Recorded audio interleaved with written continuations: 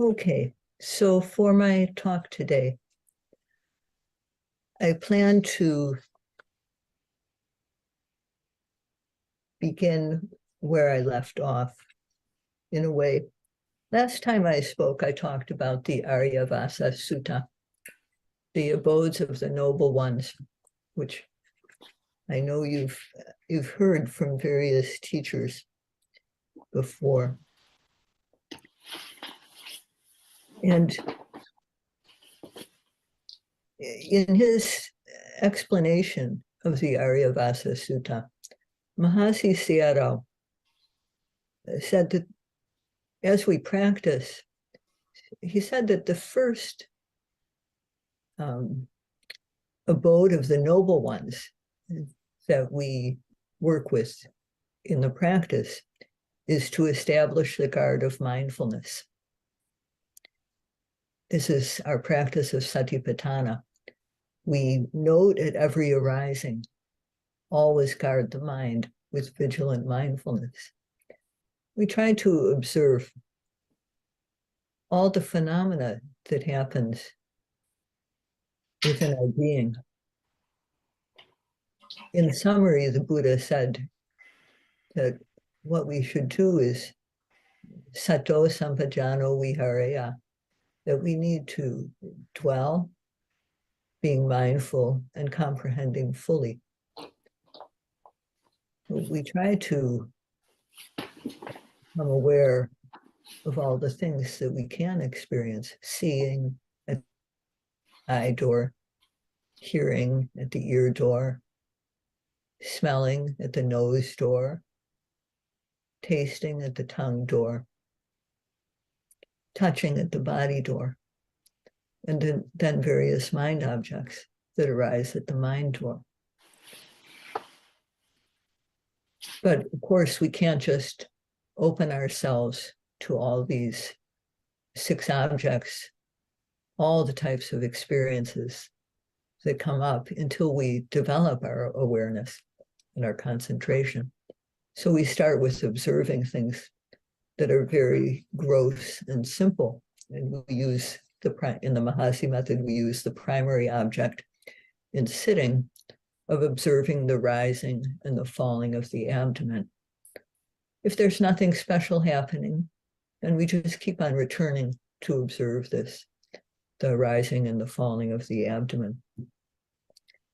And as we do this, we have to make effort to put our attention on that primary object every time it happens.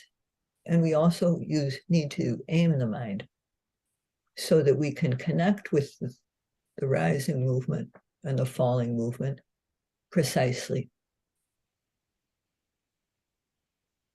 So this is a very general explanation of the practice because I think you may know all the method. So I'm not explaining in detail.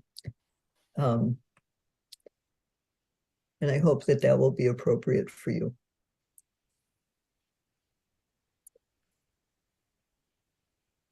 The first thing we do is try to establish the guard of awareness. And then as we do this, there are 4 supports for our practice. This is another one of the abodes of the noble ones. So what are the 4 supports?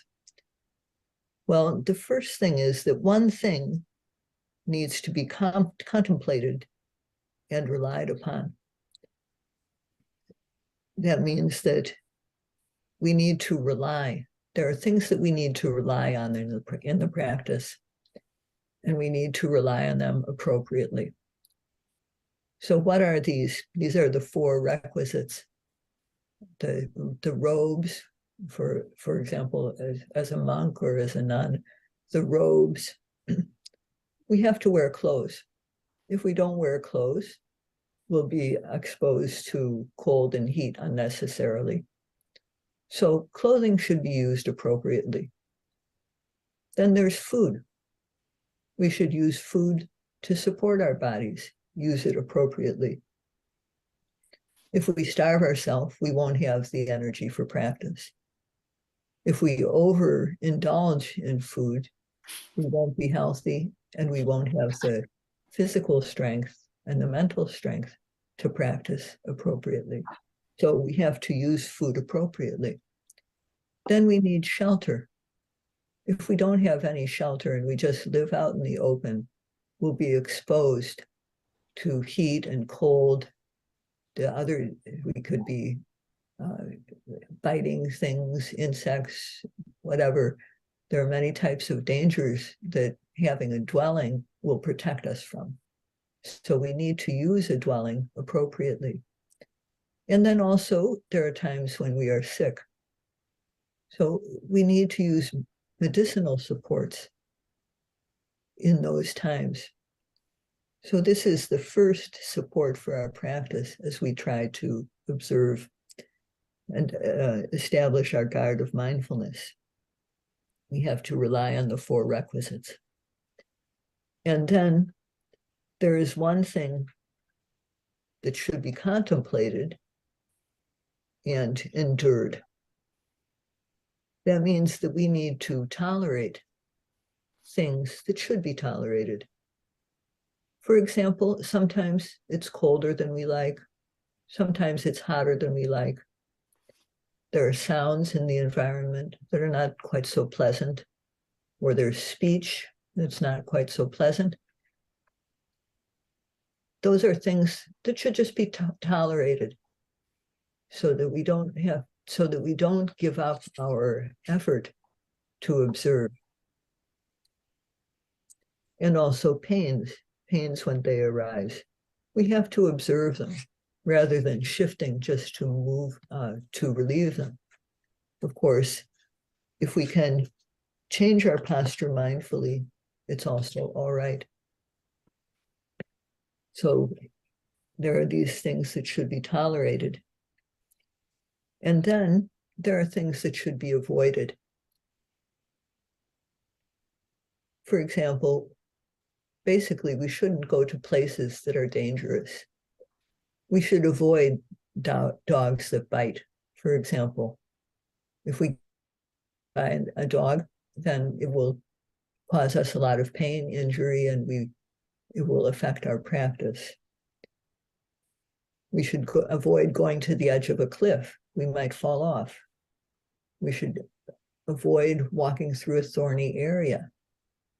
We can get injured by the thorns. We should avoid aggressive animals, aggressive people. And we shouldn't try to play the tough guy when we're meditating. We shouldn't think, oh, it's all right, I'm practicing, nothing can harm me. We don't want to endanger ourselves unnecessarily. And of course, when we are on retreat or when we take robes, we should avoid things that attract us or people that attract us. We should avoid, for people who are heterosexual, we should avoid contact with people of the opposite sex that can make us feel attracted. We should avoid getting too close. So basically, there are things that should be avoided. Just avoid going to dangerous places. That's all. And then there are certain things that should be rejected. This is also a support for our practice. What should we reject? Well, we should reject thinking about enjoying sensual pleasures or thinking about or wishing for another person to die. And we should avoid thoughts of tormenting others physically or of tormenting others verbally. What does it mean to reject these things? Well, we should simply note them until they pass away. We shouldn't dwell on them. We shouldn't accept them or entertain them. But it's not easy to reject our thoughts. It's not easy to not accept them. It may sound easy, but it's not. It's very difficult. Because if you take, for example, thinking about enjoying things that we like, enjoying sensual pleasures, whatever it is, whether it's a comfortable seat in a plane, whether it's a good dinner or a good breakfast, nice clothing, and so on. Okay, people who are used to thinking about things that they like, they feel that thinking about these things makes them feel good, which is true. I mean, I was just thinking about a trip that I have to go on, and I was thinking about the seat that I was going to have on the plane, because I have a physical problem at the moment, and I had to spend extra money to get a comfortable seat so that I could be sure my injury wouldn't be aggravated. And my mind kept on thinking about that comfortable seat. You know, that's what our mind does. So these are small things, but that type of thinking about something pleasant, it makes you feel good. And people who don't practice, they think that this thinking is them. It's their internal self. So when people come to practice, we tell them, okay, you have to note the thought. You have to note thinking. And at first, it's a big burden for people to do it. But after a few days, then it starts to feel, people get used to it. So these four things are supports for our practice: to rely on the four requisites appropriately, to tolerate the conditions that should be tolerated so that we can persevere in our practice. And then I have to find my note, to avoid things that should be avoided, basically avoid dangers, and then reject things that should be rejected, like these harmful thoughts of ruining other people or tormenting them, or thoughts of our sensual pleasure, and so on. So we put our attention in the sitting, we put our attention, try to sink it into the body to observe the phenomena that arise there, beginning with the rising and the falling of the abdomen. We try to observe that rising movement from the very beginning until the end. And we try to observe the falling movement from the very beginning to the end. Just keep on doing that again and again, every time it happens. As we do this,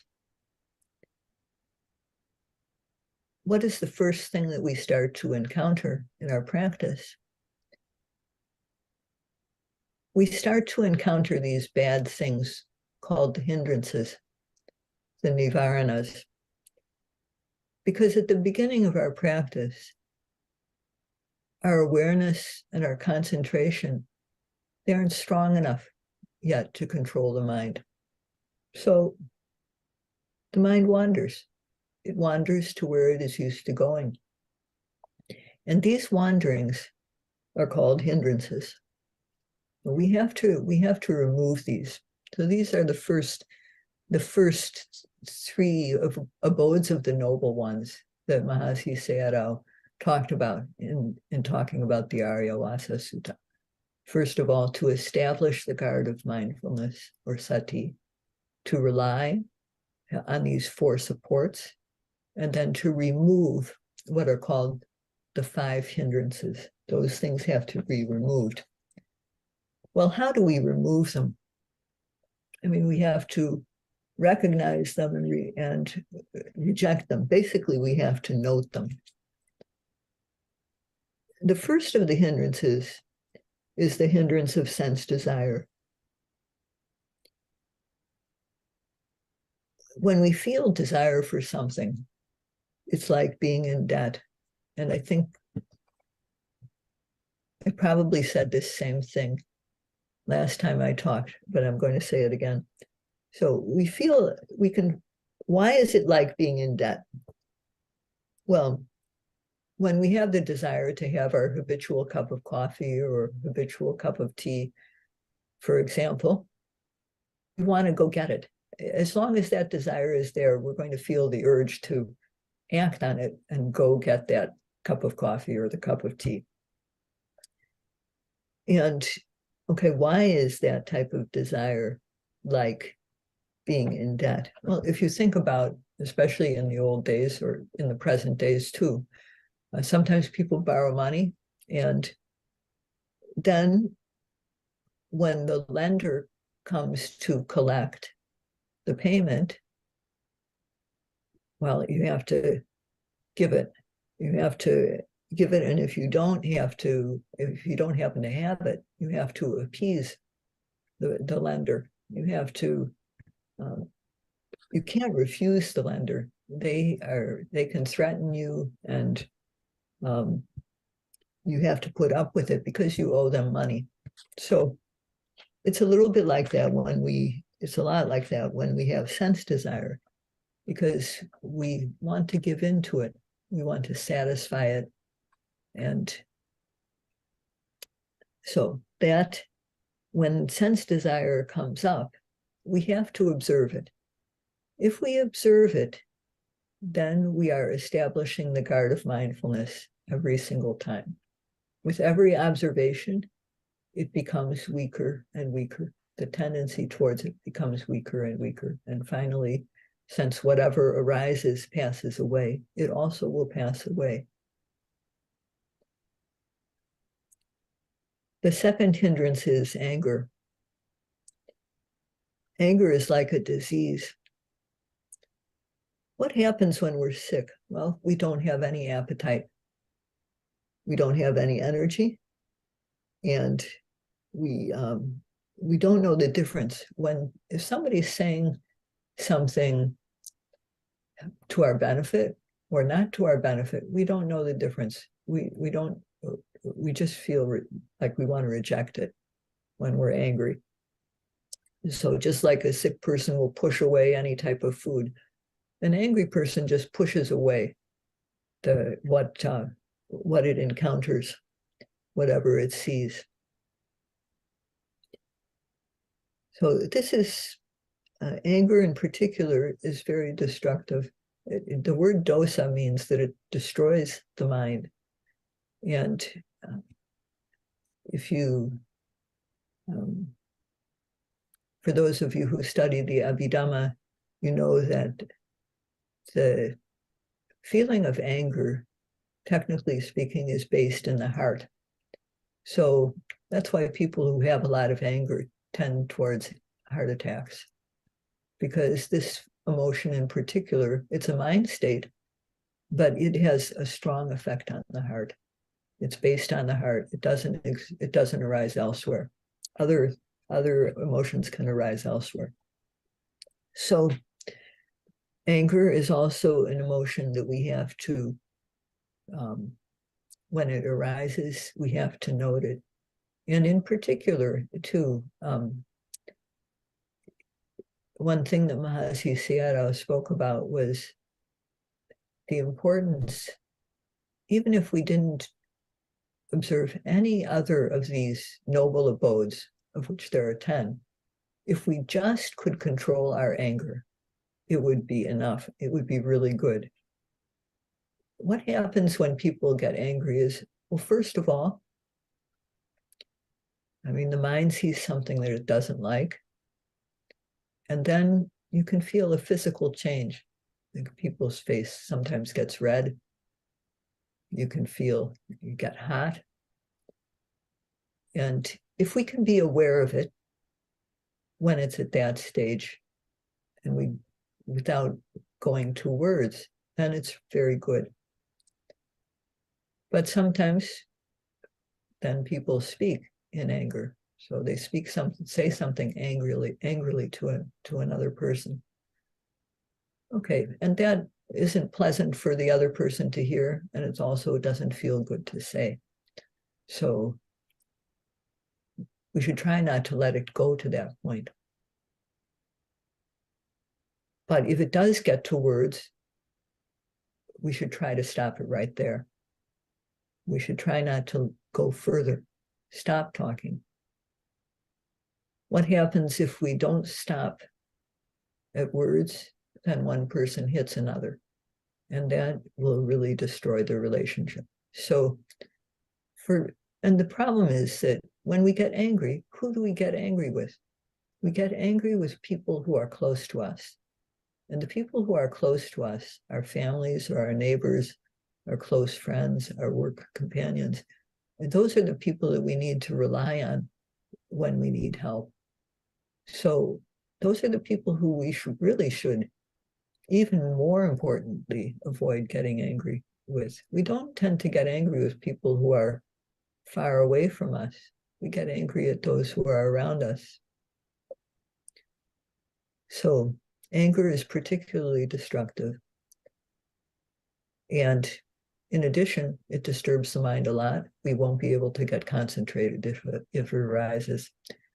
So we have to observe it. It's angry, angry, angry, etc. Angry, angry, angry. Keep on observing it until it will eventually go away. Then there's sloth and torpor, which is like being in jail. Sleepiness, sluggishness are like being in a jail, because when we're in jail, even though if there's a party going on, a street party, for example, we can't enjoy it because we're in jail. We're locked up. And when the mind is dull, retracted, it pulls back, it closes up, it gets sleepy, then it can't observe the object. So when the sleepy feeling, whether it's you feel it in the mind or you feel it as the body nods, you have to observe it. There are remedies for working with sleepiness too, but the first one is to observe it, to observe. Then I'll talk about antidotes in a while. Well, the antidote for sleepiness is to sharpen your attention. So if people don't mind my going into the 7 ways of working with sleepiness, then I will mention them if it's not boring for you. Even people who are enlightened can feel sleepy when they practice meditation. And this happened to the Venerable Mahamoggallana. He was already a Sotapanna, and he was working to go further in his practice, but he was nodding. So the Buddha saw him nodding, and he asked him, Venerable Moggallana, are you nodding? And he said, yes, Bhante, I'm nodding, my head is nodding. And so the Buddha advised him, first of all, you have to change the perception. So if you were noting rising and falling when you felt sleepy, then put the attention on something different, like sitting and touching. The whole body sitting, and then, for example, the bottom touching the cushion. Sometimes that act of directing the mind like that will make the mind feel fresh. Then you can go back to observing as usual. Then the second method is to recite something in your mind that you've memorized. It could be a scripture, it could be homage to the Buddha, it could be the Star-Spangled Banner. The Buddha recommended scripture, but if you don't happen to know any, it can be anything that you've memorized. You say it to yourself in your mind. And that act of aiming the mind will wake up the mind, make it fresh again. Then you can go back again to your practice. But if that doesn't work, then that thing that you said in your mind, you can recite it. very softly so that you don't disturb the other yogis around you. The act of making your mind attend to that memorized object, it will make it fresh again. So you can go back again to observing as you were. Then, if that method doesn't work, though, what you can do is you can twist your ear, or you can hit yourself lightly, massage yourself. And when you do that, that brings blood, especially if you twist your ear, it brings blood to the head. It can make you feel awake again. So if you do that and the mind starts to feel fresh, then you can go back to practicing, observing every arising object. But if that doesn't work, what you can do is look at a light. In the place where you're meditating, there may be a light bulb you can look at. And looking at a light will make your mind feel fresh again. So then you can close your eyes again and go back to observing. But sometimes that won't be enough. So you have to then try another method. The next method is to get up and wash your face with cold water. That should wake you up. Then you can come back and sit again. If that method doesn't work, you can do walking meditation briskly. And that should also wake you up, because you're making effort to observe the steps and aiming the mind at the stepping. So it's the act of vitakka. It's the mental factor of vitakka that directly counteracts sleepiness. So that's directing the attention to the object, application of the mind. And if all 7 methods, I think that's 7 methods, if all 7 methods don't work, the Buddha said you should go to sleep. So these are the remedies and the direct opposite of sloth and torpor, sleepiness. Then there's restlessness and remorse. These feelings, odicca kukocha, it's like being enslaved. When a person is a slave, they have to go wherever the master sends them. They can't go to where they want to go. And a slave has to do whatever the master wants. They can't do what they want to do. And it's the same with the restless mind. The restless mind separates from the object. This is called udicca, or this is when the mind is restless. It separates from the object of observation, but it's just a little bit away from it. When it gets scattered, it's as though you were to throw a stone into a heap of ashes. They just scatter all over the place. When the mind is scattered, it goes far away. And when it goes far away, it can think about things like, it can get remorseful. Remorse is when we remember bad things that we did and wish we hadn't, or good things that we didn't do and wish we did. So we can feel remorse about those types of things, the bad that we did and the good that we didn't do. When that type of thought comes up, I wish I'd done it, I wish I hadn't done it, you just have to note it. It doesn't do any good to dwell on the things that you did and wish you hadn't, or the things that you forgot to do and wish that you did. It doesn't produce any wholesome mind state in yourself to dwell on these things until they stop coming up. Sayadaw Upanyatami said, one time, if you've ever done anything bad, you should forget it, because it doesn't help you to remember them.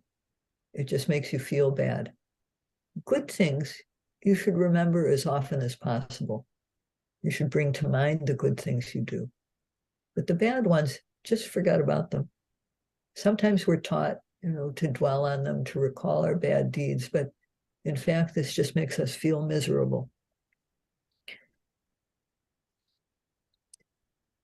So again, the restlessness has to be observed. But in particular, when we feel too eager to observe, when we feel too eager about trying to catch every single arising object, trying to get the mind to observe everything, we feel too concerned, we're overly concerned about our observation. Then the mind gets agitated and it separates from the object in this way. And then the more we get separate, the more the mind is off the object, the more agitated we get. So then we just have to really reduce our expectations and try to just note one thing that is very simple, like just observe the sitting posture. Again, don't let the mind try to observe lots of different things. Just, you have to counteract the agitation with being very, very simple and just accepting whatever you're able to observe. And then the last of these hindrances is skeptical doubt. Having skeptical doubt, did the Buddha really become enlightened? Does this method really work? Is that monk really enlightened? Etc. Skeptical doubt is like being on a long journey through the desert.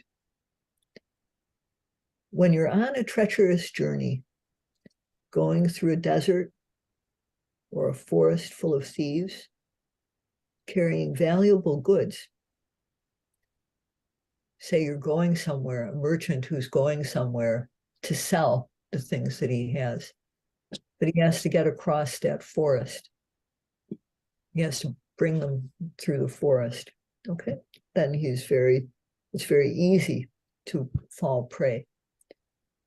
And if you're that merchant on the journey and you happen to hear thieves behind you, then you feel worried, and you go fast and you get to a fork in the road. And since you've never been there before, you don't know which way to go. Should I go right or left? If you hesitate at that moment, the thieves are going to catch up. So you cannot hesitate when you get to that fork. You have to just go take one of the paths. It's not any hesitation at that moment will let the thieves catch up to you. And it's similar when you have doubt. You can't reach a decision about what to do. Should I note this object or should I note that object? Should I sit or should I walk? It's easy to fall prey to the kilesas, the mental defilements at that time. So you just have to, again, note, well, what are the things that as we practice, we develop really as we keep on trying to observe the prominent object within us as we do the sitting, beginning with the primary object of rising and the falling. And then as we observe the rising and the falling, from time to time, in between, we notice that there's thinking. We note the thinking. As we continue to observe our main object and other things. Am I going too late, by the way? No. Okay. So then also as we sit for some time, we have pains, aches, we have to observe those. And then also sounds, sights in the mind, other types of objects can come up. So as we base ourselves on the primary object, other things come up and we have to observe them. we use the factors of effort to get the mind to the object and aiming to make sure that the mind connects with the object right as it arises. That's when we'll see it most clearly. So we develop these qualities by working with the primary object. It's not the only thing that we experience, but there are times when nothing special is happening, so we need to have something to observe. And working with this primary object develops the effort, just the effort to get the mind to the object and the ability to aim precisely. Because the more precisely that we can observe our primary object, the more precisely we will know when the mind has started to go somewhere else. We'll know very quickly that a thought has arisen. We'll know the sight in the mind right away. So the precision, the accuracy of our aim, and the effort that we need, they get developed by working with this primary object. And when we make the effort to observe the object, then that effort, every little bit of effort to observe, brings with it a little bit of mindfulness. The more effort to observe, the more awareness is developed. If we can observe moment by moment, we bring more and more mindfulness. And when that mindfulness is strong enough, it starts to stick to the object. So with accurate, I'm sort of maybe skipping around, this sticking to the object is concentration. It's when the mind is getting concentrated or collected. And concentration is the direct opposite of sense desire.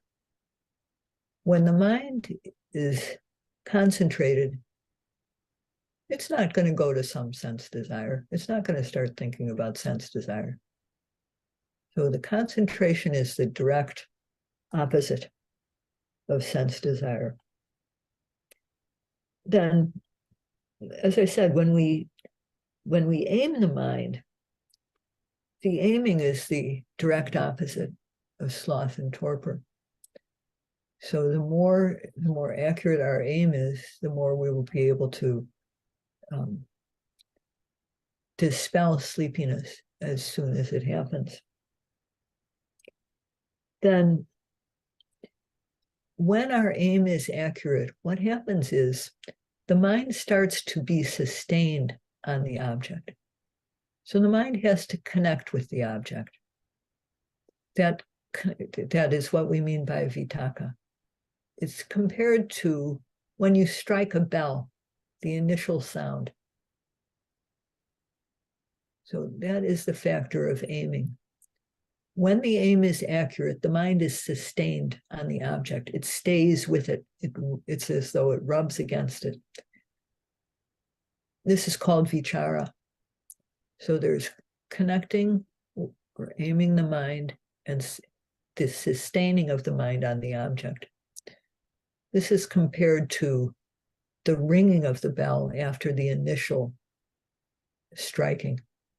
The sound of the bell keeps on going. So this rubbing of the mind on the object,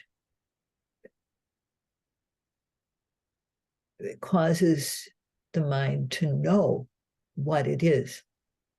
It doesn't just see it initially, it is sustained on the object. So it sees very clearly what the object is, whether it's a moment of hardness, a moment of stretching, a moment of lightness, a moment of flowing. And this rubbing of the mind, because the yogi knows very definitely what the object is, overcomes doubt. There's no doubt about the object when the mind is sustained on the object. And when the mind is sustained on the object, joy arises. It's similar to the joy that we feel when we can hit the ball in baseball and we get a good hit. We feel satisfied at that moment. That satisfaction is the opposite of anger. So these factors that we develop by applying the practice weaken the hindrances until they stop coming up. Then another factor that we experience when the mind starts to become more and more collected is we feel it's pleasant. It feels pleasant. There's a happy feeling, sukha. And this overcomes restlessness. And so these are the 5 factors that make up concentration. There's vitaka, aiming the mind, vichara, sustaining the mind on the object. And there's joy, joyous interest, piti, sukha, or happiness, and then samadhi, one-pointedness or concentration. So when these factors are activated, the hindrances are suppressed. And this happens naturally as we apply the instruction to observe at every arising. Always guard the mind with vigilant mindfulness. So I hope that you will be able to develop your practice so that you are able to develop awareness, concentration, knowledge, until you develop knowledge to the highest extent and realize full liberation. That's all for today. Thank you, Sayagyi. Now we can open up to everyone if there are any questions. I do have a question myself, Sayagyi. So Please, go ahead. you talked about aim and you mentioned about object. In our life, we encounter many objects, many choices, a lot of decisions to make. So my question is like how to, first of all, like decide which object to aim for, and out of like several objects, how to prioritize. Mm-hmm. Do you have any advice on that? Thank you. Mm-hmm. When there are 2 objects that are competing for your attention equally, and one of them is the primary object, give preference to the primary object. Okay. If you're in a situation where there are